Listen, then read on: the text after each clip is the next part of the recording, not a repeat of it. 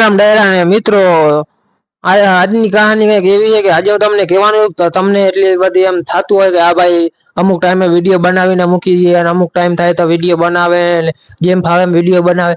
તો મિત્રો આમાં એવું છે કે હું એને કામ કરું છું મોબાઈલની દુકાનમાં, ત્યાં મારો ટાઈમ છે 9 થી 9 નો.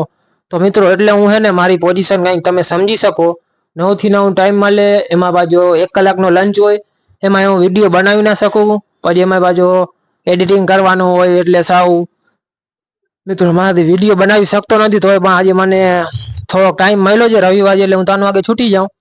અને અત્યારે જો 5 વાગ્યા જેવું થયું છે. હમણાં જો 3 વાગે છૂટીને ખાઈ પીને આપણે વ્લોગ બનાવવાનું ચાલુ કરી દીધો છે. અને મિત્રો અત્યારે આપણે ઘરમાં જઈએ, આપણે પંખો ચાલુ છે એ બંધ કરી દઈએ. તો મિત્રો આપણે પંખો બંધ કરીને હવે જાય નીચે. મિત્રો અત્યારના વાગ્યા છે 5 ને મને લાગી છે ફૂલ ભૂખ, એટલે હું જાઉં છું પીઝા લેવા. તો હવે મળીએ ગાડીમાં. તો મિત્રો આપણે ગાડીમાં બેસી ગયા છીએ ને હવે મળીએ પીઝાની દુકાને. Let's go.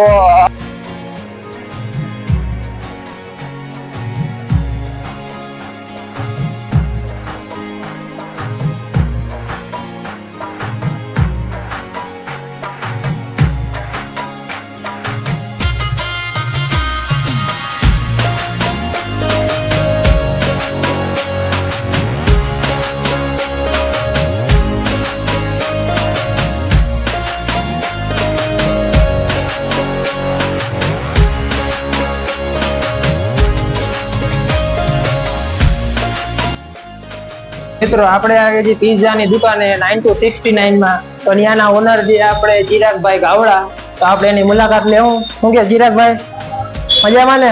આમાં ખાલી એકવાર સ્માઈલ તો કરી દો. તો મિત્રો આપણે આખો તમને કેફે દેખાડી, જે બન્યા રહેજો અમારી સાથે. આપણે ઉપર એક ટેકામાં આવતા આપણો પિઝા બની ગયો છે અને ચિરાગભાઈ કટિંગ કરે છે.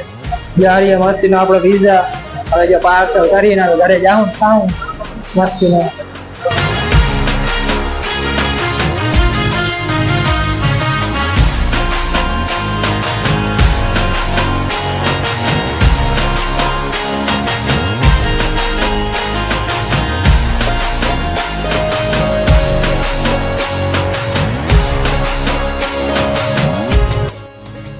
આપણે પીઝા લઈને ઘરે આવી ગયા છીએ ને આપણા હાથમાં પીઝો આવી ગયો છે. હવે ખાવાનું ચાલુ કરી દઈએ. મસ્તીના પીઝા છે મિત્રો, તો તમે 9-69 ના પીઝા ટેસ્ટ કરો.